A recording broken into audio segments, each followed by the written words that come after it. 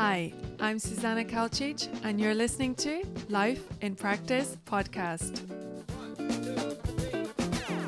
I'm curious about the big questions in life and how we can experience more meaning and fulfillment every day.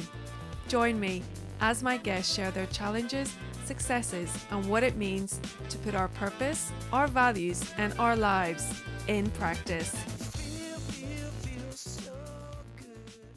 Hello, and welcome to Life in Practice podcast. Today, my guest is James Kennedy, and he is a career transition coach. Welcome, James. Hey, Susanna. First of all, I just want to say thank you very much for inviting me onto the show. I'm honored and I'm humbled to be here with you. So thank you very much for having me on. Fantastic. Thank you. And yeah, James and I connected. We both attended Tony Robbins' Unleash the Power Within. So, James, Oh has yeah, your power been unleashed? most definitely working on Yeah. it every single day. Awesome. That's fantastic. So, James, how did you get to be a career transition coach? Tell me a bit about why you've gone down this path and some of the experiences that have led you to that. Great question, Susanna. I think the only way I can answer that for you is to say that growing up, I didn't really have a clue what it is I wanted to do with my life. Right. So, it's like looking everyone, and I was always admiring the people that knew exactly what they want, and they had the certainty and everything. And I was like, I don't know what I want to do. And so, even going into university, and it's like, okay, so what do I do now? So, I'd say I did a degree, business studies, that most people that don't really have a clue do, because it's like, hey, if there's businesses all over the world, right? So we'll do business studies and do that. So that's what I did in university. And part of it is been 20 years in the corporate world, searching for what I wanted to be doing with my life when I grow up, right? All the way through. So I've transitioned into 6 different careers now over 20 years, Susanna, right? Wow. Trying to figure out what it is that I'm supposed to be doing and what lights me up, because as you quite rightly said, unleash the power, right? Mm-hmm. And so I finally figured it out for myself, Mm-hmm. and part of the reason, taking 20 long years to figure it out is trying to help other people figure it out quicker, so Mm. that they don't take 20 years like I do. So yeah, this is what I do now. Amazing. But do you think though sometimes it does take time because you need to have certain life experiences, you need to grow in certain ways to help you realize what it is that you really want to do? Or is it something I that or is it something that you think that we're kind of born with, that we kind of know deep inside what it is that we want? It just takes time to kind of take all those uh layers off. Great question, Susanna. And as you say that, and I think about it, I think from my perspective, Mm, it's all about trying out different things. Because from my perspective, it was the pain of changing careers 6 times and doing all of this, and then someone showing me how to make it easier and make my journey easier, right? mm, So I wouldn't necessarily say that you're born with it, but through experience and through trying different things out, we find things that we actually enjoy much, mm, right? I'm a big fan of Tony Robbins, as you know, and Dean Graziosi, and I'm doing a course with them as well. And what I would say, one of the things is to turn your mess into your message, mm, right? So yeah. the reason why I'm here is because I used to be terrible for 20 years trying to figure out what it was for me, right? So my passion comes from, because I know what the pain feels like, the frustration. So the fact that I can help other people with what was used to be struggling for me, Mm-hmm. this is fun. This is not even a job. I'm just enjoying what I'm doing, and sharing different tools, techniques I've learned along the way to Mm-hmm. make it easier for other people. Amazing. So what was that point where things uh clicked for you that you're like, yes, this Mm, is it? Was it yes, something that gradually yes, happened over time, or was yes. it like kind of like the clouds parted and, ta-da, there it was? Wow, wow, that's a great question. I think uh, two things happened. So there was two pivotal moments. I think for me going to UPW Mm-hmm. in April 2019, the Unleash the Power Within course with Tony Robbins, was the realization that all I wanted to do was to help people. As simple as that, right? That was my why, right? And the 4 days intensive that we did in London was that's like right. I want to help people, but then the question is right. So how the heck are you going to do that, right? Right. So that's one pivotal moment. The second pivotal moment was actually before UPW, where I was struggling to find a job, even with the master's degree, even with experience, 17 years experience at that time, and all of this, I was struggling to get interviews, right? And I was like, Mm-hmm. what's going on, right? And there's me applying for jobs at my desk, 12 months in, and we were struggling in all of this. And then my wife comes in the room, right? And she said, congratulations, you're going to have your second child on the way. And I was like, yay, right? So in terms of catalyst and pivotal moments, was like for me was like, okay, what I'm doing is not working, right? Right. And I've had career coaches in the past, and they've done the CV for me, but it's how they did it, and it's for me, and it wasn't working. So I found another career coach that showed me how to tell my story for myself, Mm-hmm. right? And from that there, it's like it clicked. It's like, wow, this is like magic, Mm-hmm. right? Because in the power of words, I did all this, and I already started feeling better with myself, right? And more confident in myself. And then I applied for two roles. And crazy enough, I got two interviews out of those two roles. Mm-hmm. One wasn't the right fit, which is fine. The other one, they really wanted me, right? And they offered me the salary. They offered me the job. And I was like, great, right? Because like I said, 12 months out of a job, 12 months out of the job, a new baby on the way. Let's go for it, right? And what they were already offering me was more than I'd ever earned before as well for a starting salary. Wow. Okay. And I looked at it, and but then I also saw it, and they said the salary they gave me was the lowest, right? The Mm-hmm. lowest of the salary band, right? Mm-hmm. Mm-hmm. And so here's the crazy thing. I looked at it, and I looked at what's happening, and I was like, hang on, I'm worth more than this, right? So I asked for midway, halfway between the lowest salary band which they offered me and the top, and I asked for the middle. And guess what happened? They said yeah. They They said said yes. yes. They Amazing. said yes, and I Amazing. started it and stuff like that. So just from that one pivotal moment of things, I Mm-hmm. said, "Wow, this is amazing!" Right?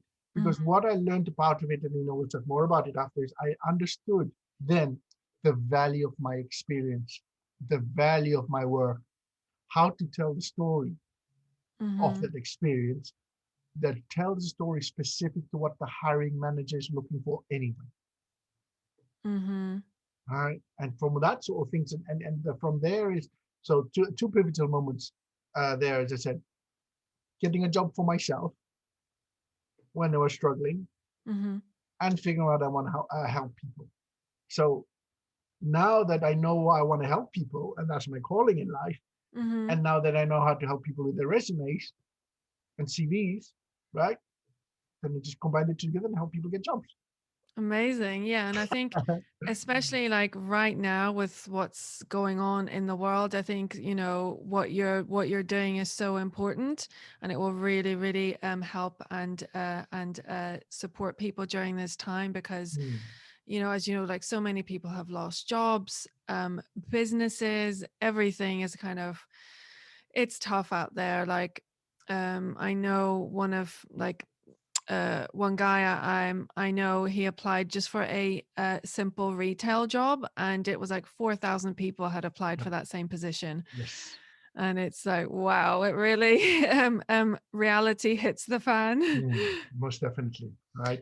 And So yeah. Susanna, what I want to add to that is, what I want to add to that. That's why I believe learning how to tell your story on your resume is an important life skill, just as important as driving and anything else, as skills that you learn. Okay, Mhm. because it's learning how to market yourself, right? And as you know, and we know, and especially now in this pandemic, there's no such thing as a job for life anymore. Yeah. Okay, airline industries and all these things that thought they had the job for life and it was safe and everything, they're having to let people go because because of the travel restrictions and everything happening in the world at the moment, right? So Yeah. knowing that, we need to understand our worth and understand the value of the work we do, so that Mhm. but it also as well gives us the flexibility that Mm. when we're ready to transition into another career, we can easily tailor our resume and our CV to the next job and Mm. show them what we can do for them. Mhm. Yeah. So let's start with like, what do you think are the kind of like where do you think that people go wrong with their Mm. CV and resume, or like when they're applying for jobs? What do you think Gotcha. are like what are the most common mistakes? So the most common mistake I would say, Susanna, is that when you're looking at the perspective of a CV, right? The perspective on the CV is from your perspective, right? And so most people, as I see, they said, I'm good at this and all of these things, and they go chronological order and everything that's happening. Okay. Now, the point about this, as you said, for your friend that applied for a simple retail job with 4,000 applications, that's what 99% of the population does, right? And so when I work with people, I say to people, the first thing you should be doing is look at the job description and highlight and look and see what they need, Mm. right? Mhm. When you look and see what they need, then you can look to see what the relevant stories from your entire career you can give them, you Right. know? Mhm. And I like to use a fishing analogy in this one here. I love fishing, so I just want a fishing analogy, okay? So, for example, we can use a job like a project manager, for example, okay?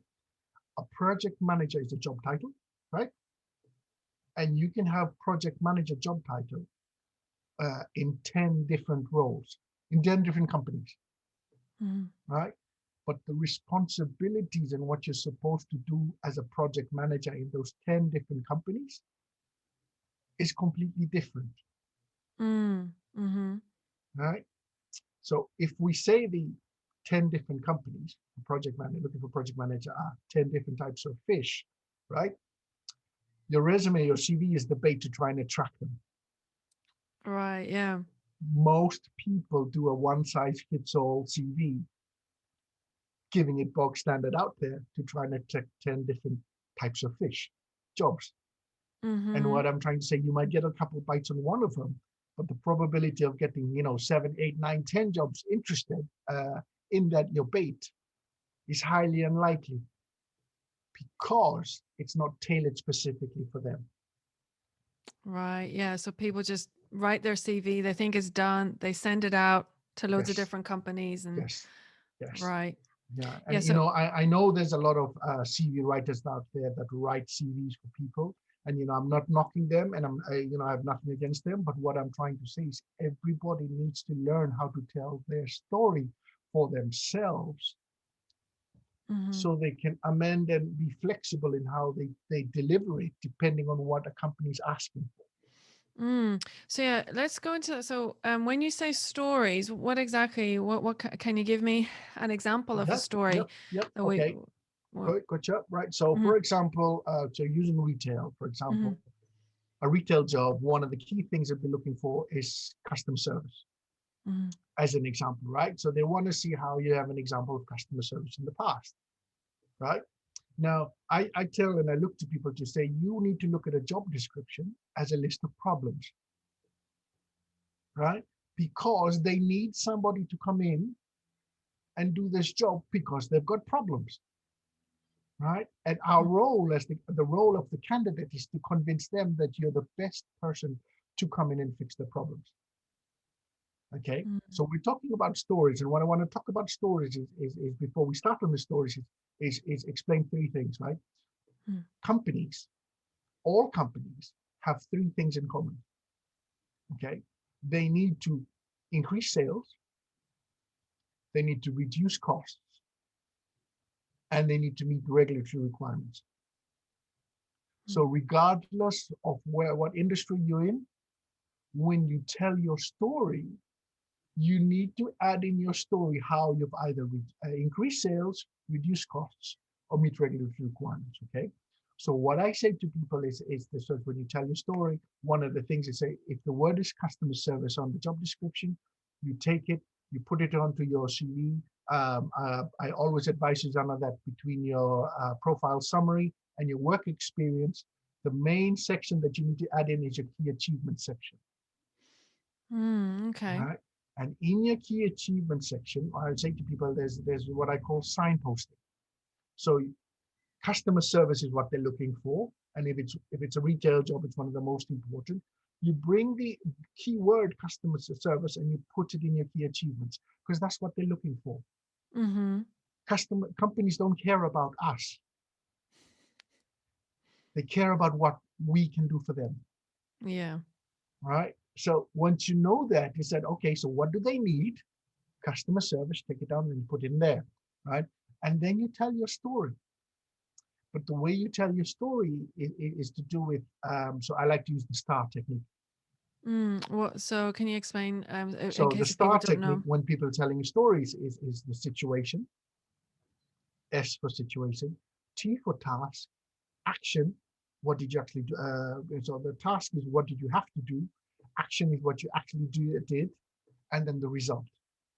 Mm-hmm. Right? And that's it there. And so I changed it and put it into a problem as well. So situation, what's the problem? Mm. Mm-hmm. Right? Task, what did you have to do? Action, what did you do to fix the problem? And the R is the most important bit. So what? You fix the problem, so what? Right? And the so what is where you link it into, did it help increase sales? Did it help reduce time and costs? Or did it meet regulatory requirements? Mm. Because Mm-hmm. there's the three common things that every business needs, Yeah. right? So Mm-hmm. when like for example, when I work with clients, you tell the story, you're writing down your STAR technique, and then you're only giving them the scenario, what was the problem, and you give them the result, Mm. right? Mm-hmm. Now the story is not in chronological order. The story, when you do it this way, can be from the best customer service example from your entire career history. Right. Okay. Mm-hmm. So what we're doing here, because if you see about resumes, they talk about you only have 7 seconds. Wow. Hiring manager, hiring, because look, you said 4,000 applications. Yeah. Like Think how? about the poor person on the other side that Mm-hmm. has to go through 4,000 applications to get 20 people to get on the maybe list for an interview, That's crazy. Although right? just to add in there, what I've heard that what happens now is actually it's not even humans that look at CVs anymore. They're basically put through a certain like a program or something. They just Yes, you need to have yes, keywords, and if there's yes, keywords in yes. there, then they get narrowed down. Gotcha, right? So Mm. to reduce from 4,000 to 100 or something like that, Mm-hmm. they're looking for keywords, right? So it'll go through what they call the application tracking system, Right. right? So it'll be picking out keywords. So one of the benefits is when you're using customer service or customer experience word for word from the job description and put it on there, it'll help you pass the application tracking system as well, Mm-hmm. right? Because you're using the words in the job description. Yeah. Right. Mm-hmm. So by default, the words in the job description, the keywords in job description should be in your CV as well Mm-hmm. to help you get past it, right? But even then, right? So when people know it's all about keywords, they fill out for the keywords, Yeah. right? So again, you need to go back into the story. And when I say to people about the story, A CV is to only get you an interview, Right. right? It's to get you in the door to whatever the next stage is. Okay. So what I'm trying to say to people is only give them enough of the story that they need to get you through to the next stage. And So as that's I what you're told you saying. there, Yeah. yeah, just give them the scenario and the so what. What was the result? Save the company. Reduce the. And it's also about how you say it as well, right? So for example, like so myself also as an NLP practitioner is understanding the power of words, right? So for example, if you say that you reduce the process from 2 days to 1 day, it's okay, but it's not wow, right? But Mm-hmm. if you say to people, I reduced the process by 50%, Yeah. right? Because it's telling the same thing, but one sounds more powerful than the other, Yeah. right? So Yeah. it's all about using metrics. And the point of enjoy about using metrics, right? It doesn't matter the example itself. The point about is that you improve the process by 50%. Mm-hmm. And then and like I said, you're fixing problems, right? Customer service is the problem. This was the problem. This is how you fixed it. And this is the so what, right? On the CV, you just said this is the problem and this is the so what. So as curious people anyway, we're Mm-hmm. saying, how did you do that, Susanna? Yeah. Well, better call me in for the interview then, and I'll tell you.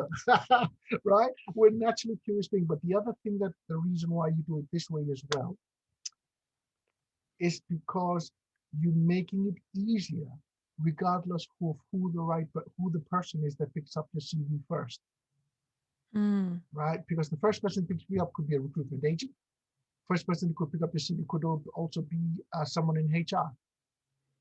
Now, if it's a technical role, HR or recruitment agent might not know the technical ins or out of what you do if it's an engineer or a specialist, right? Mm-hmm. So what I say to people, you need to be telling the story in a simple enough format that even someone's grandmother could understand it, Right. Okay. right? So so Mm-hmm. so what I'm trying to say, because like I said, the HR person might not understand who it is, understand it if it goes into too technical jargon, right? So I try as much as possible to tell the story simple enough, take out the jargon so that they understand it, because a problem can be, and it's a skill, but it's a skill that you come across in practice as well, you know, how Mm-hmm. to tell your story simple enough that anybody can understand it, because you don't know who's going to pick up the thing, right? And the what I call the gatekeepers are the people in HR and the people in recruitment agents, right? Mm-hmm. They're the ones that have to sift through from the 4,000, it might have gone down to 100. They're the ones that have to sift through that 100 to decide which ones go there, right? And if they can't understand how you can come in and help their company, Mm-hmm. the chances of you going to the hiring manager reduces as well, Right. Yeah. right? And the other benefit as well for this, Susanna, is when you go to the interview, because you've given them exactly what they want up front in the first half page of your CV, you're giving them a heads up of what you can do for them before you actually even enter the room. Mm. And you've already got the examples in there that's already piqued their interest that you can start explaining when they start going through the interview as well. Mm. So it aligns and it flows through nicely. You see, the stories that you want to speak about, you've already given it to them up front. Mm-hmm. And like I said, it doesn't matter if you're an intern, director, because I worked with all of them and everyone in between, right? Yeah. The Yeah. different levels of management and senior management. Because the more higher up you are, the bigger the problems you've solved, Yeah. Mm-hmm. right? So it doesn't matter. Mm-hmm. Your examples is going to be more savings, more sales, more meeting rate from there, more dealing with team, and you're just aligning your best problems to what they're looking for. Mm. So would you write those stories like in the context, like let's say you worked in a certain company, like from this time until this time, then when you describe what you did at that company, that's when you would say, okay, I increased sales by 20%, I reduced Yes, costs by yes, whatever. yes. but give them the context and paint a picture of the problem first, Right. Okay. which is why I talk about the situation, because Mm. we're visual people, right? Mm-hmm. So if you can give a little context to how bad the problem was, Right. and then what you did to fix it. Right. Okay. So kind of saying something like the company was really struggling. They couldn't cut their costs. Just expenses were going through the roof, and I found a way to reduce Yes, costs by 20%. yes, exactly, right? Right. But it's like, for example, I will explain to you. So, for example, I had a friend of mine that Mm-hmm. say she dealt with the customer. So we're talking about customer service. So she was Mm-hmm. dealing with customer service, and a call came in after hours Right. from a call came in after hours from a so basically they were supplying products to supermarkets. Call came in after hours from a agent for the account manager. That's what it is. From the account manager coming in, and they were saying that the order that should be received tomorrow was missed off. Okay. Right? So Mm-hmm. they called after hours to the administrative lady and thing to say, can we do anything? So she called up the factory, Mm. spoke to the distribution manager and explained the problem situation and explained that this was a key customer, right? And they managed to recall the delivery driver to come back and pick up a €3,000 order, Wow. right? And take it back, Mm-hmm. but because they explained and she explained everything right. Now she just explains, this is the problem, convince the manager to come back in 2 days, right? Mm-hmm. There's a lot of steps in between on how you do that, right? Mm-hmm. Right. But there was also Yeah. as well when she talked about it, she also gave training to the account manager to ensure that that doesn't happen again, Mm-hmm. right? So, and it's something that she does every single day in her job, fixing problems, putting out fires. Everybody does that on a daily basis, right? Yeah, yeah. But we don't think through of the value of what that actually means. Yeah, that's so true. All right. So the so what, the result is so important because then you can explain the enormity and gravity of the. I had another lady that's an intern, has a job title, Mm-hmm. okay, and she was translating from Chinese into from Mandarin into English project documents. It's like, wow, you do that all the time? Yeah, I mean, it's a small company, so it's just the CEO and me, and we're doing all this, okay.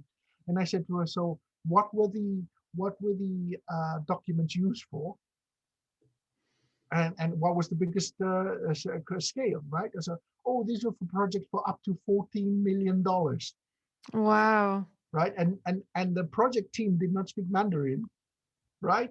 So she was the point of contact to make sure on these up to $14 million projects, Wow, yeah. right? That's So really important. and it wasn't even on the CV, Hmm. right? Because when you tell me that problem, I can see different things. Attention to detail comes out. You don't have to tell me, like, when I say to people and you write your stories, don't tell me, show me, Mm. right?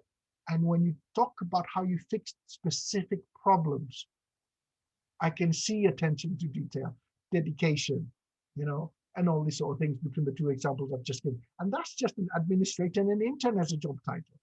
Yeah, yeah. So, Mm. as Susanna, I always remind people that the responsibilities that come with a job title are not yours. It comes with the job. Mm-hmm.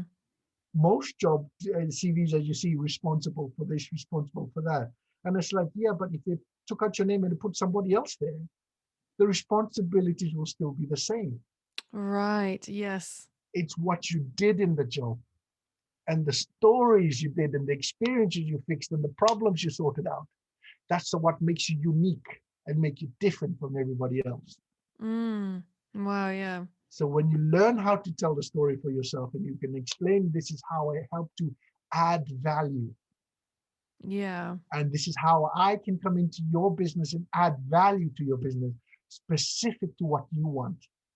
Yeah, that sounds like really good. And So much better than just so like, much better, yeah, responsible for this. yeah. And like I said to you, Susanna, when we were speaking the other day, it was just like, Mhm. on a scale of 1 to 10, how do you rate your CV? Yeah, me? I don't know. Yeah, Probably right, like a 3 or right. something. Okay, but here's the thing: most people I speak to on a range goes from I rate my CV myself on a scale of 3 to 6, 3 to 7, right? Yeah. On that scale there, depending on how optimistic they are on that day, right? But my point about it is, how can if you that's how you rate your CV so low, how can you expect the hiring manager to rate it higher than you rated yourself? And you know yourself, and it's your story, Yeah. right? And Wow. this is what I'm trying to say to people: is it's like your CV is just your story written on paper, talking about your experience and things that you've done in the past. Mhm.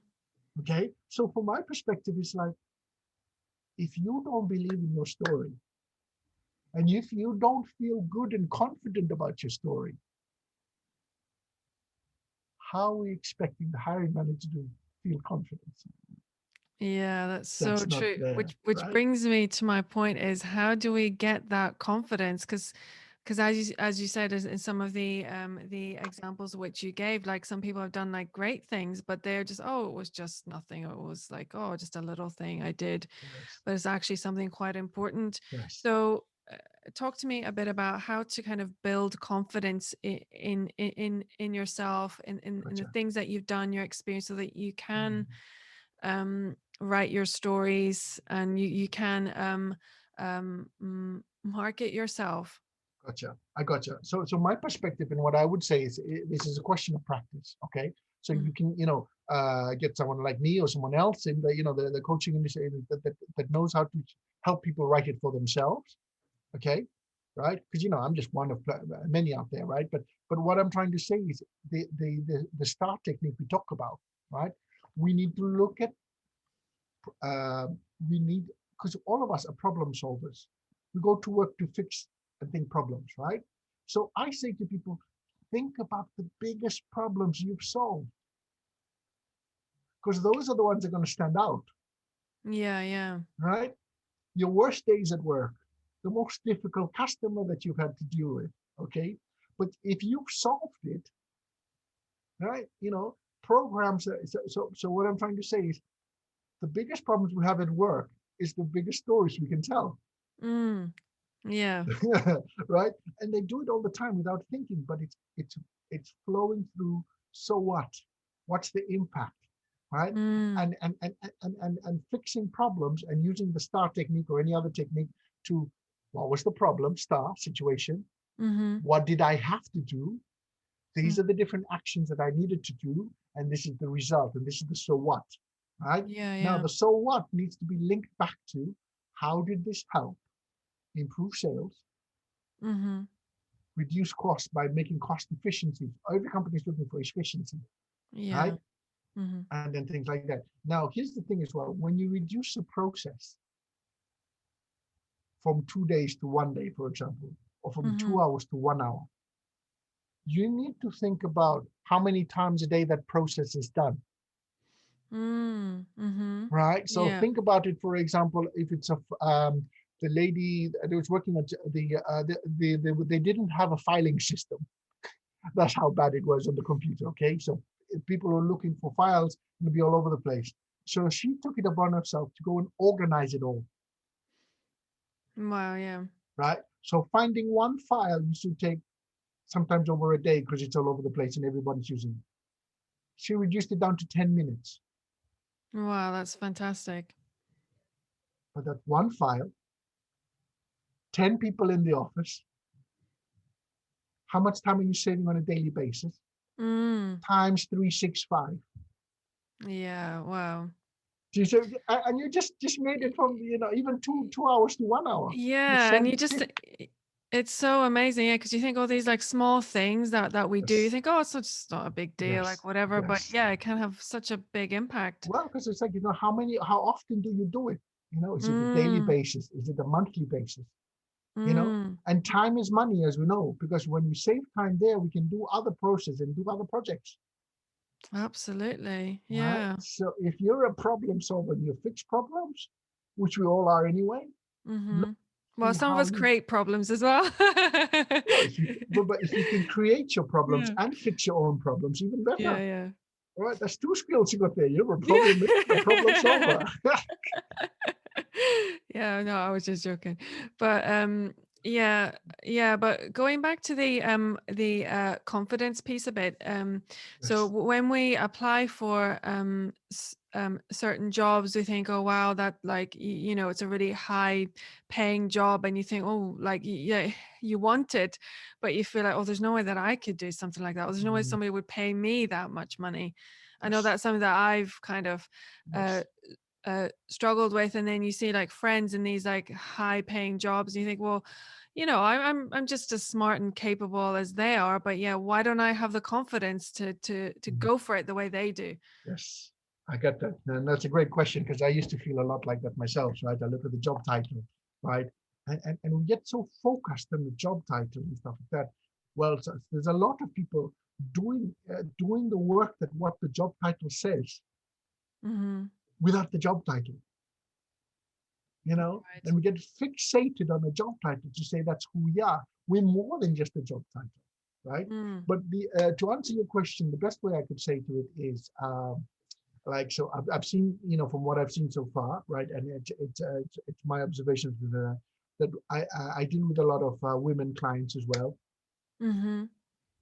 that moan and complain that the guys seem to have the gift of the gab, are the ones that seem to get the job, right? And from my perspective to say is but they've applied, right? Mm-hmm. They're not sitting on the sidelines to say they can't do it. They've applied. So they're in with a shot, right? Because I say to people, if you don't apply, it's already a no. Yeah. You got to throw your hat in the game to play, to stand up and be counted and stuff like that. And I said, look, if you don't apply it, it's already no. So at least if you apply, you've got a 50-50% chance of yes or no, if Mm. nothing else, right? But Yeah. the thing that I want to remind people is I like to use the what was it the example of someone when someone's single and they're looking for their ideal girlfriend or ideal boyfriend, right? Mm-hmm. And I say write down the list of what all the thing that you want your ideal boyfriend to have, right? And you'll be writing war and peace and all these things. They gotta have this, they gotta have this, and things like that, right? Because I said, hey, the question is, who's my ideal boyfriend, Mm. right?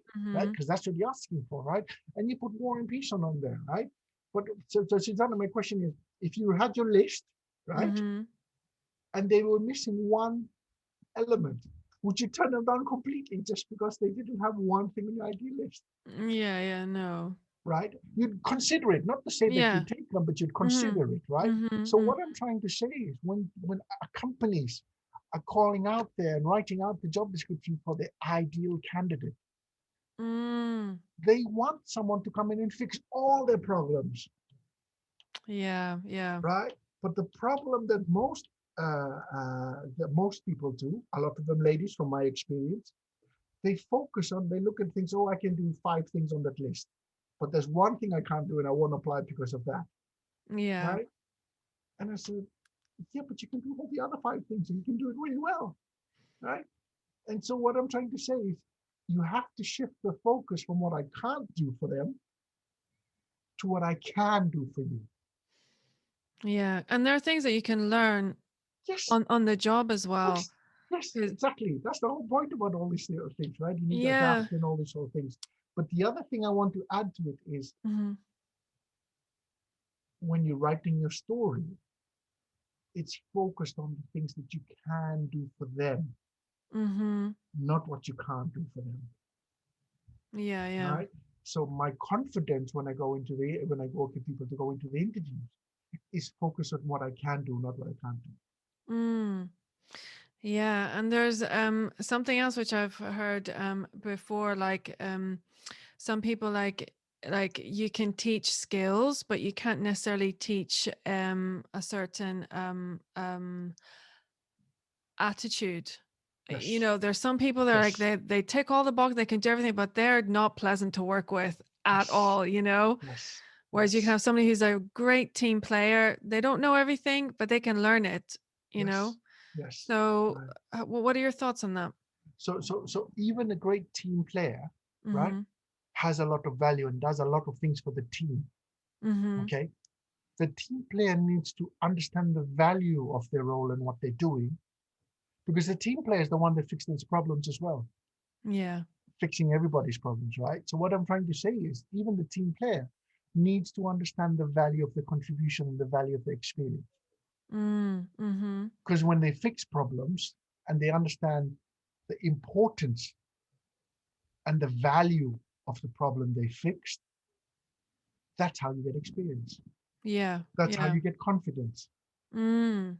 Team Yeah. player is just a job title, just a a title, a name you call ourselves.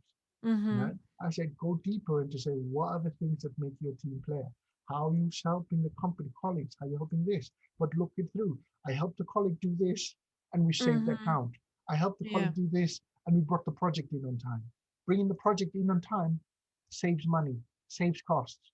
Yeah. Right? Mhm. So it's coming back again to the same thing, How's it how did the work and contribution we do? Because we don't work by ourselves, we work in teams, right? Yeah, yeah. But it's understanding what the value of your contribution to whatever team, to whatever project. Mm.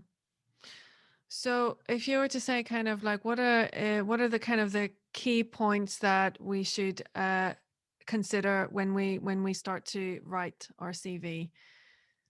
I would say So, stories. understanding stories, Mhm. but I would say understand what the hiring manager is looking for. Mhm. Okay, so when I go to it, I was saying is, and if you think of a job description as problems, Mhm. yes, look at the 5 key problems, right? And not all problems are the same. So when they say the 5 key problems, okay, for this job description, I think customer service is the most important thing. It's a Mhm. judgment call at the end of the day because you're doing it by yourself. I judgment customer service is the most important. Then they need someone to do administration, and then they need all of this sort of things. So that when you understand what they want, and then you put it there, you take the keywords and you put it in the key achievement section. Okay, what's the best story I got to match what they got? What's the best story to match other things? So the focus is always what do they need, and then matching what I have to them, matching what I have to them, matching what I have to them, Mhm. right? Because here's the thing, right? So if it's a customer service role, say for Mhm. retail, as we talked about, yes, Yeah. and you're saying that I'm trying to think of something completely different. Uh, you worked as a wood, cutting trees, Mhm. Yeah. right? And that's the first thing you want everyone to know on the top of your CV, Yeah. right? As the hiring manager, my question is, how is that relevant for what I need you to do? Yeah. Yeah, that makes so much sense. Do you see what I'm saying? Yeah, So the yeah. problem, what people do is they want to, because they're really desperate and they want to get a job and everything like that. The problem they do, they try to give the hiring manager everything above Yeah. them, you Mhm. know, that I do this and I do this and things. And I said, yeah, but how is it relevant for the job? So your CV, every line in there, everything in there is all about how is what I'm doing here relevant for what they need. Mm. If it's not, Yeah. reduce it and take it out Yeah, yeah, that makes so because much your sense. CV is in a story in itself. Yes, we Mhm. need to do a chronological order of all these sort of things, but you Mhm. think um, not everything or not each job in your on your list Mhm. deserves the same amount of space. Yeah. So you can contract and expand depending on the relevant experience for that job. Mhm. And that's how I work with some directors and everything that have 3, 4, 5, 6 page resume of CVs Wow. because they have so much experience and done so many amazing things. Yeah, yeah, yeah. Right? I said, yeah, that's great, but that's your CV template, right? That's what you have there, and you create a new CV every time for each job, and you take the best examples and you give it there, Mm. right? Yeah, so like kind of make it concise and to the point Yes, and uh yes, relevant to that particular job, Gotcha, gotcha. basically. Right. And, and That's and what and it just sounds go like. back to your question about Mm. confidence, Mm-hmm. right? When you have a CV template, which I Mm-hmm. like to tell people, call it what you want. I call it your record of awesomeness or your record of amazing, right? Yeah. When you have a CV template of showing how you fixed problems in the past Mm-hmm. and helped save money, increase sales, meet regulatory requirements, Mm-hmm. it doesn't matter what a manager tells you. It doesn't matter what the customer says. You've got record of achievements there in black and white of how problems you've solved in the past Mm-hmm. and the impact you've made on the company. Yeah. Nobody can take that back away from you, right? So on the days when you're having a bad day, like we're always going to do, the record of awesomeness Mm-hmm. and amazing, or whatever you want to call it, right? Yeah. That's the record of everything that the achievements you've done in a career perspective that's made a Mm-hmm. difference. Oh yeah, that's really, really powerful. Yeah. Yes. So a CV is not just for a hiring manager. A Mm. CV is also for ourselves. And the other thing I want to add to you as well is when you learn how to tell the story, it's not just for your CV, it's also for performance reviews as well that Mm. you have to Okay. do because because then you can explain to the manager by doing this, I made this impact, and this is how I added value to the company and saved X amount, or reduced the process time by X amount and all these sort of things, right? Yeah. Mm-hmm. So we, by doing this, we're our own best advocate for the work we do, and it's written Mm-hmm. down, and it'll help the manager because managers have to negotiate with the higher managers on the salary and the bonus to give you, Yeah. Yeah. right? So when you can show your manager how amazing you are and you're doing all of this and the impact, it's like, yes, and that's why Susanna should get a pay rise and this and all of that stuff as well by Yeah. demonstrating your value. And Mm-hmm. if for some crazy reason you have a crazy manager that doesn't appreciate your value, Mm-hmm. you have the evidence to get up and go and find another job Yeah. Yeah. Yeah. while you're still in that job. Mm-hmm. Power comes back to you, control comes back to you to say, right, I'm ready for something else. Mm-hmm. I know my story. I know what I can do. I know my value. Time to go look for the next job now. Mm. Yeah. Amazing. And in that job, looking for the next job, Yes. Yeah. right? So And not you just know, chuck it all yeah. in before you think, Yeah, yeah, that's a really important point. And I just want to add quickly, so um as a person who has a stutter, I remember before I went to see a career advisor and she told me, "Oh, is there any way that you can hide it or like, don't say anything about it until you get the job?" And I kind of was like, well, not really. I mean, also, and I've done like a lot of positive things regarding that as well. And I was just wondering what your take on was about disclosing if anybody has any condition or disability or anything like that, or like any like health issue. so from my perspective, I Mm-hmm. think that career coaching thing is shocking, Yeah. right? Right? Because Susanna, you telling me you have a stutter and you Mm. do a podcast, Yeah. right? So what I'm trying to say is it's not that you're doing something because you have a disability. Mm. What I'm trying to say is you're doing something in spite of having a disability, right? Yeah. So what I'm trying to say to people, your disability can also become your superpower as well, Mm-hmm. right? And the other thing I want to say is, especially here in the UK, if you go for any government jobs, there's a question there about disabilities Mm-hmm. and all these sort of things, right? And governments and a lot of big companies now they wanting to celebrate diversity and be seen to be inclusive, Mm-hmm. right?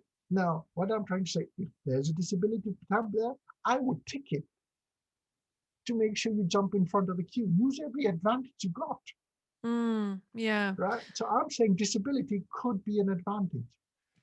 Yeah, I mean, the way I see it is kind of it's how you choose to Yes, deal with it, you know. yes, Like yes, for some people it makes them stronger, it makes them yes, work harder. yes, Like, exactly. they're able to add even more value. Mm.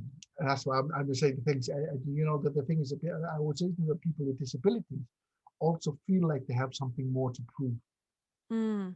Mm-hmm. Because it's like I've got this disability and stuff like that. No, in spite of my disability, I can do all of these things, right? And it's like, yeah, I mean, I get it. If I'm not, I don't have a disability, so I'm not saying that I know about all the challenges you have. Mm-hmm. But what I'm Yeah. trying to say is, we just have to deal with what life's given us, with the Yeah. cards we've been dealt, and just learn how to play those cards to the best of our ability and to the best of our Absolutely. advantages, right?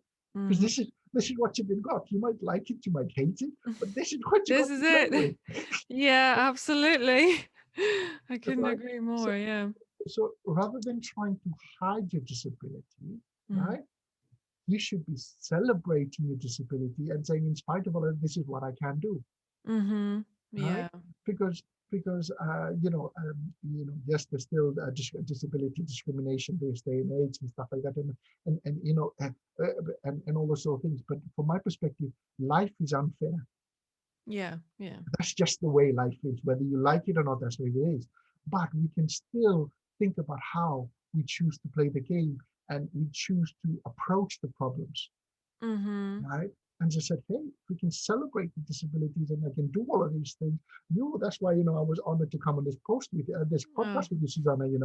You've got to start thinking doing a podcast. Oh my Yeah. goodness, that's amazing, right? Uh, People without disabilities would be mm, cringing to say, yeah. you want If me to public speak? You want me to do a podcast? No way. Yeah, no, that was me. Like a few years ago, there's no way I would have done something like Yes, this. Cause yeah, because exactly. I just would have just cringed. But yeah, Right? exactly. But you just think, do I want to live my life inside this box, and not do anything? You just think, screw Yes, that, exactly. Screw that. Screw that indeed, Susanna. And that's the question, that I've Yeah, had as I've changed careers and I've changed those things like, yeah, do more of the things that light us up. Do more of the yeah, things that we're passionate about. Right? exactly. Because, through 20 years and trying lots of trial and error, I've got a Mm, lot of regrets from the things that I should have done and should not have done and all this, as yeah, we all do. we all Right? do. Yeah, But the thing is, like, hey, but life is short, right?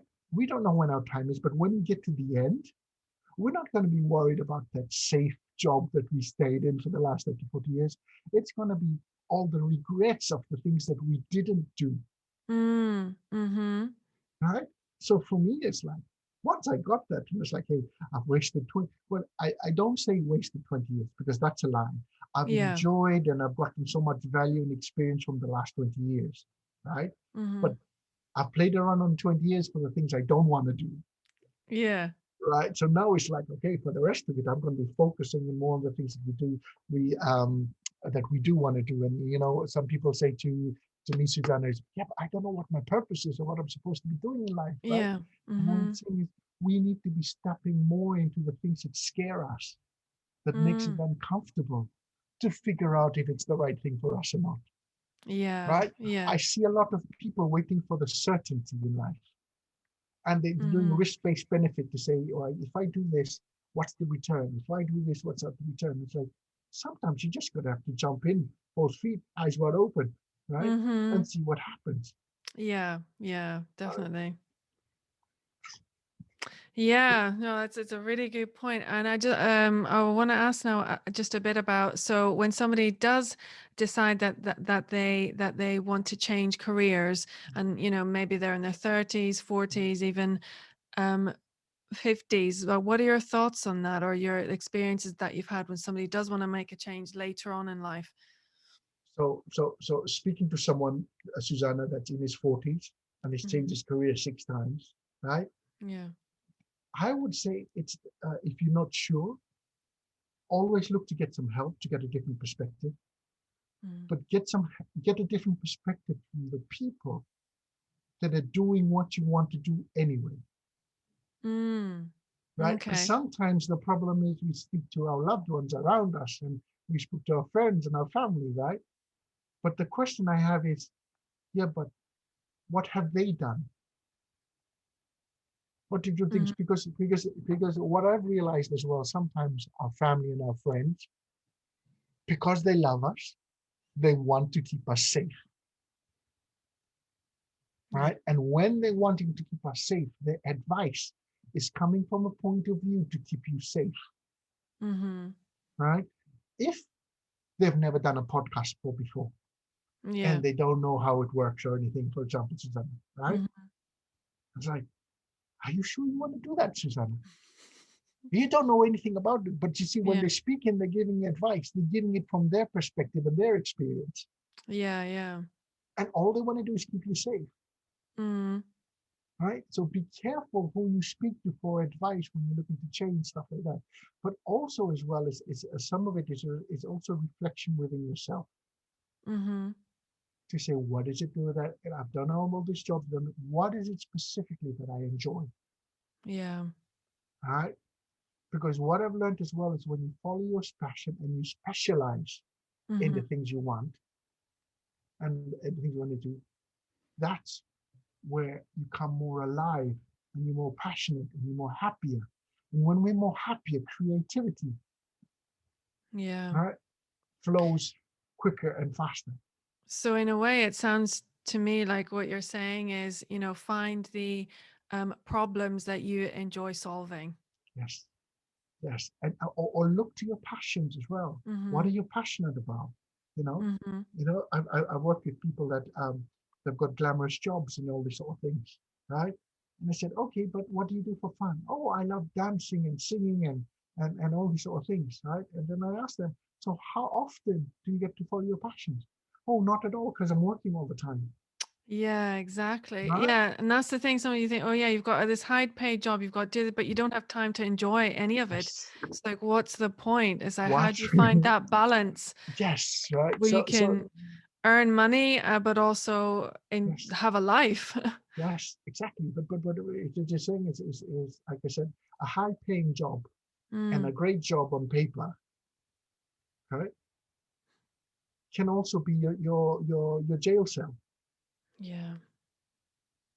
right? Right? Because the problem is everybody looks at them, wow, he's got a great job.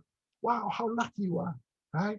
But some of these people inside, they're feeling miserable Mm, because mm, they're having to keep up the appearances for everybody else. And the higher you are, the family job, things like that, they're staying in the job because of responsibility, yeah, yeah, obligations and all the people around us. And it's like, I get that. And if that's what you want to do, I respect that. yeah. But what I'm saying but are you happy? Mm, Because, for me, it's just like when you find what it is, your calling, your purpose, what things that light you up and you do more of it, mm-hmm, and it's aligned to who you are as a person, mm-hmm. that's where the magic is. That's where Yeah, the magic happens, right? That spot there. But I also believe it's done that all of us want to make a difference. All of yeah. us wants to, leave a legacy and leave an impact and stuff like that. We all want that for ourselves. Mm-hmm. So, okay, while you're in the job, I'm not saying to chuck it in, but explore the opportunities to see what's around there, to try different things, Yeah. right? Mm-hmm. And what I'm trying to say to say is when you get some like a career coach or someone else like that, or a life coach or whatever that you need, you're not reinventing the wheel. Mm, mm-hmm. You're learning off their experience and all these sort of things, and you're piggybacking off that, right? Because there's the saying, success leaves clues, right? Yeah. Mm-hmm. Whatever you're looking to go into, whatever field, see who's already there and see how they do it and see it so that. So, but getting a different perspective, because we're very much narrow-minded sometimes like this, to say, Yeah. this is our vision of the world and our vision of the world is true Mm-hmm. because Mm-hmm. it's ours, right? The point about getting different perspectives and different points of view to help you on your journey Mm-hmm. is that Yeah. you open your mind even further to see what's possible Mm, when someone yeah. because in life there's a lot, we all have our blind spots Mm-hmm. Yeah, for sure. that we cannot see. I think there was I said it somewhere said we can't see the label on the outside of the bottle from the inside, Wow, yeah. right? Yeah, Right. yeah. So Mm-hmm. sometimes it's important to have a different perspective Mm-hmm. For sure. to point things out in our blind spots that we would never see. Mm. Yeah, no, that's so true, and it's really, really, really helpful to have that kind of support. Yes. I just want to kind of round up a little bit with so we talk when you have your CV, everything's done, you're already you know your stories, you feel confident in your experience, and so talk to me a little bit about using the platform uh, LinkedIn, because obviously it's a LinkedIn. really really important. Hmm. Like quite a lot of people find jobs that way. They Yeah. network. So what are your thoughts on how to approach that platform? Okay. Great start. Great question. So, from my perspective, Susanna, Mm-hmm. LinkedIn for me, right? So, if you think of your CV when you're applying for jobs, right? Mm-hmm. You're trying to tailor your story to that company, Right. Yeah. right? Mm-hmm. LinkedIn on the other side should be used to attract the type of job you want Right. specifically, right? And what I see a lot on LinkedIn is everyone wants to again write down everything they've done. All right, I've got this course, this course, this course, this course, and then I say to people, that's great, but I'm looking at it and I'm not clear to me what job you're looking for, Right. Yeah. right? So if I'm confused on what job you're looking for, Mm-hmm. the hiring manager is confused on what job you're looking for as well, Yeah. right? So the examples that you put on there. So when you know the type of jobs you want to apply for, so it's a Mm-hmm. project manager job or a customer service manager job, whatever, LinkedIn should be talked about. You're a customer service manager if you have the experience. Mm-hmm. And then you're putting in there the experience relevant to a customer service job, Right. Yeah. Yeah. That right? makes sense. So what I'm saying here is it flows from your CV, your story on your CV to go to the interview, but also can you copy and paste that stuff and put it into your LinkedIn as well in the About You section. The Mm-hmm. About You section should be the most common keywords slash problems of your industry Right. and how you've added value in the past. You not Mm. care about the company, you not care about things like that. You want to raise your stories to a level that it can be easily applicable to any other industry. Yeah. Like transferable skills. Mm. Transferable skills, right? So, Mm-hmm. and as you know, that's already the key things that most in project management and things are looking for Mm. anyway. Mm-hmm. So show them how you fix problems in the past Mm-hmm. on your LinkedIn, specific to what you're looking for. Yeah. Okay. Yeah. Yeah. That really makes sense. Mm. Right? So that you're making the hiring manager and the recruitment agent's job easier. This is what they want. This is how they can help.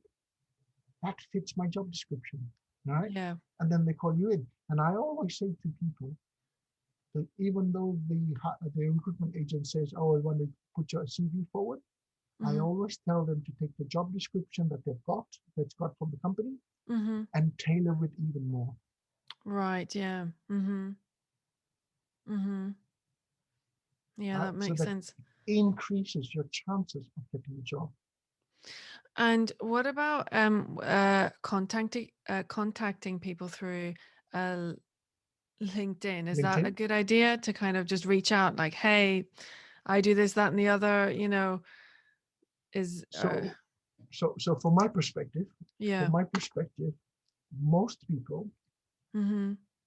want to contact because they want something from you, Yeah. Yeah, yeah. right?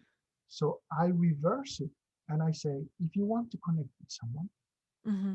check out their LinkedIn profile, see something you like about them that you have common interest with, and connect based on that. Mm-hmm. They might still say no anyway. That's fine. Yeah. But you're showing them what it is about them that you like and the reason why you want to connect. You might want a job in the future as well. It's not a Mm-hmm. problem. But you're starting from a place of, oh, I like what you do, Mm-hmm. rather than, hey, can you help me find a job? Yeah, yeah, yeah. All right. Mm-hmm. That's what I'm saying. If anyone's on my LinkedIn stuff and say, hey, I liked your video here, and how you explained that was amazing. Love connecting with like-minded people. Mm-hmm. That's Yeah. how I connect with people. I Okay. look Yeah, at that's their a really good content. tip. I like what they want. Mm-hmm. I mention something specific about a particular article that resonated with me, Mm-hmm. Yeah. and then I Mm. connect with them. Yeah, that makes sense. Any kind of closing thoughts on all this, just as we wrap up, So, like the main so takeaways? great. So, Susanna, all I would say is you know, I'll say this. So, if it's all about for me, it's all about finding your dreams, finding your purpose, and living, Mm-hmm. an aligned field life with who you are as a person, right? And Definitely. what I was saying, so when you're chasing dreams and you're not sure about your dreams, what I'm saying is, if your dreams Mm-hmm. don't scare the shit out of you and excite you at the same time, Yeah. you're not dreaming big enough, Mm. Yeah. right? Because what I'm trying to say is, it's when we get into uncomfortable states and uncomfortable, so we have to get comfortable with being uncomfortable Yeah. That's so true. Yeah. to Mm-hmm. explore what it is, what we're capable of, Mm. Yeah. because that's the only way we're going to find our dream career. Yeah. That's so true and so powerful as well. Yeah. That's brilliant. So I'll just round off with two questions that I like to ask each guest at the end. And the first one is, what are the key practices that have helped you to um, overcome challenges and attain success? Like, what are those things that you've had to do consistently? That's a great question. So I think for me the practices for the most is first of all. I've got two young kids, so trying to have a morning routine just doesn't work at the moment, because it's when they sleep then I sleep, and when they wake up I wake up, sort of thing, right? But one of the things that I do every day is I have a cold shower every day. Wow. That's one of the practices, is to wake me Yeah. up, and then when I'm doing my cold shower, I have a daily affirmations I'm doing Hmm. in the cold shower, so that I know how long I need to be in there as well. Wow. All right, and it's about the power of words, you know, and stuff like that. So Tony Robbins talks about the triangle, right? I'm sure Hmm. you've seen it before, Susanna. Yeah. In the middle is the state, right? And the Hmm. state, and how to practice it. It's all about our state and the things we need to do to get our state to the peak state, right? So Yeah. one side of it is the focus. What are you Mm. focusing on a daily basis? Because when we're Yeah. thinking of the bad stuff and the things stuff, we're gonna get, that doesn't help us or elevate Yeah. us, right? And Hmm. it's the language. One side is the focus of the triangle. The other side is the language. What's the language you're using to ourselves? The Yeah. self-talk language. And we all have that demon within us that's trying to bring us down every time and keep us safe, Yeah. right? Yeah. Right? But there's also the physiology as well, right? The Hmm. body language and how we hold ourselves. And Tony talks about the 2 millimeter shift Oh and yeah, everything like yeah. that, It right? should be like Right? this. Exactly, right? So I Yeah. use that on a daily basis. My cold shower and my affirmations I do, right? Wow. Because it's cold and it's freezing. And the point of it, when it's cold and freezing, you can't think of all the negative. It's like, oh, it's a bad freeze. Yes, it's Yeah. colder in the winter, but I do that. So yeah, that's one of the practices I do Yeah. every day. Focusing on what I want, using the Hmm. language, the I ams and all this, who I am, and this is what I'm doing, and I'm meant to be making a difference in the world and all this. And I say that every day, and I did that before we got on this thing as well. Hmm. The Fantastic. self-talk, managing self-talk, and just having fun, Yeah. Yeah, right? exactly. You have to enjoy the process. Yes, Otherwise, what's right. the point? And even when we're doing this as well, Susanna, if Hmm. I'm not having fun, Hmm. that means I'm too close to the problem. Right. So Okay. it's a reminder for me just to step back, Hmm.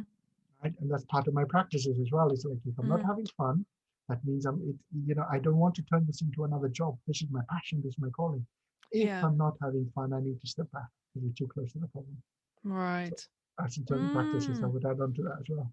Yeah, brilliant. And then for the last question is, what do you value most and how do you put it into practice? So I think, for my background and upbringing, coming up from a small island like Fiji, Susanna, Mm-hmm. we grew up, we didn't really have much in terms of material things. Yeah. But the one thing I valued most was the family, and we always helped each other out and all these sort of things, right? So even from there, the thing I value most is gratitude. Everyone talks about it all Yeah. the time, but it's just being grateful for what we have, So true. right? So because Mm-hmm. we all have problems, we have all these things Mm-hmm. in life, but there's millions of people have worse than us as well, Absolutely. right? So what I would like to say is it's again perspective, right? So Mm-hmm. for me, it's the gratitude, for the perspective to say, no matter how bad things are happening for you right now, and we think we're the center of the world. No matter how bad things are right now, Mm-hmm. it could be worse, right? But Absolutely. instead of focusing on the worst stuff, I'm always thinking about no matter how bad things are right now, it will get better, Yeah. right? And if Mm-hmm. you have it in your mindset to say it's already better in here, Mm-hmm. nothing can touch it. Yeah. And for me, it's a Absolutely. gratitude of all these sort of things. But it's uh, uh, having the results that we want Mm-hmm. in our mind before it's actually happened. Yeah, yeah. Hmm. So And what that's the thing. about, yeah, no, that's a great one. Gratitude's so important. And like, is it just something that you say to yourself, like, oh, I'm so grateful? Or is it, That's a do you good take some question. time, I like a think it's moment? well, with two kids having a moment is a Yeah. luxury, right? Yeah. So I think for me is more of when I'm like putting my kids to bed. Yeah. So it's in the moments that I'm doing things that I Mm-hmm. just take 2 seconds, like, wow, so lucky I've got two beautiful little girls and I get to do this and I'm putting them to bed, Yeah. right? So Just it's being fully present with that yes, experience. in Yeah, that moment there. And that's how I try absolutely. to do it as well. Yeah. No, that's actually where it's at. It's in that Yeah, moment when it's actually happening. That's brilliant. Thank you so much, James. I've really you're enjoyed this very welcome, conversation. Susanna, and thank you very much. It's been a pleasure, and it is And definitely an honor to be here with you. great. And if someone wants to find out more about what you do and where can they find you? I know you've got a group on Facebook. You're Yes, I've doing got a free lots of group on things. Facebook as well as, and yeah, the links and everything I will send to you as well, Susanna, so you can Yeah, share it with I your will audience do. afterwards as well. Brilliant. This has been fantastic. Thank you so much, James. Thank you. It's been a And pleasure. thank you for listening. If you think that this episode could benefit someone or inspire someone, please make sure you share it. Otherwise, I'll catch you next time.